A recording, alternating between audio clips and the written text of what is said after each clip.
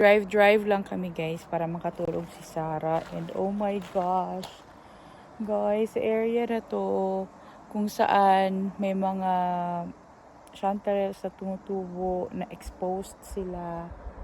Ang lalaki na nila guys, pwede na silang ma-pick. I think i-pick ko to bukas bago pa to ano ng init guys, kasi nga exposed ito dito masyado. And kapag exposed yung mga mycelium sa init guys, and yung mga mushrooms, tapos summer pa, yung sobrang init pa, is masisira sila kagaya nung nangyari dun sa kabila.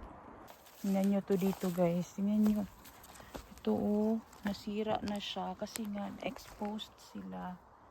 Ang dami dito guys, and tingnan nyo to, oh my gosh, ang dami na. So, ipipick ko to guys. Babalikan ko to bukas kasi wala akong dalang basket. Yan, oh, sobrang dami. Wow, grabe talaga. Oh, for sure, marami na rin yan dyan sa loob ng mga baby pa guys. Pero hindi muna tayo papasok dyan. Hayaan mo natin silang tumubo. Pero ganito na yung itsura nila. Early sila this year. And sobrang dami din ditong mga berries, yung wild strawberries. Grabe, ang ganda tingnan.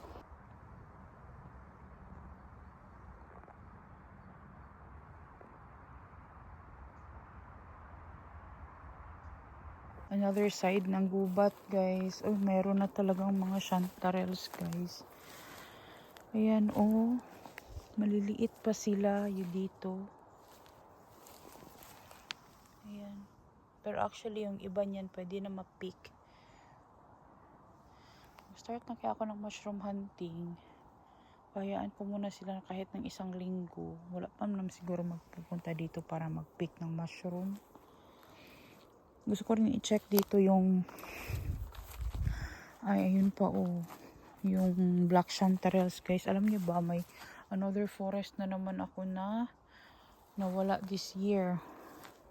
Oh my god, ang daming chanterelles. Ayan, oh, sobrang dami dito kasi marami din ditong black chanterelles. So I don't know if maraming black chanterelles this year or chanterelles. At yeah, dito yun, itong area na to, marami ditong black chanterelles. Malapit lang to sa bahay namin. Check na natin dito.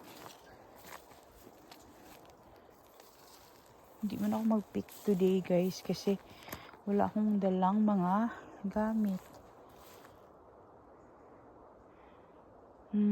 Wala pang signs ng black chanterelles. Kailangan pa ng maraming ulan.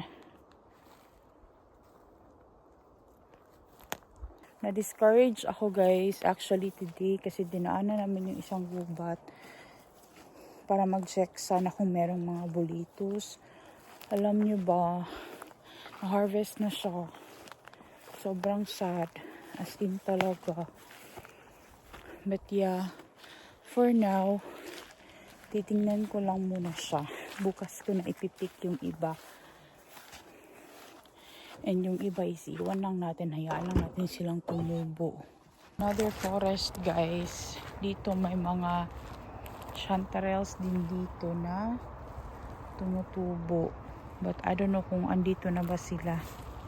May signs na, ay meron na talaga guys. May signs na, ayan o. Yung mga ganyang sizes, pwede na yan ma-pick guys. Yan yung mga early mushrooms na pwede na ma-pick. Doon na side, wala pa ako nakita. Ayan.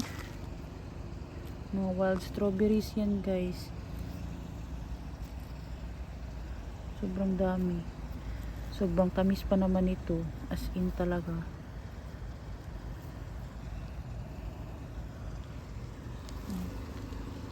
Maliliit lang sila guys pero sobrang tamis.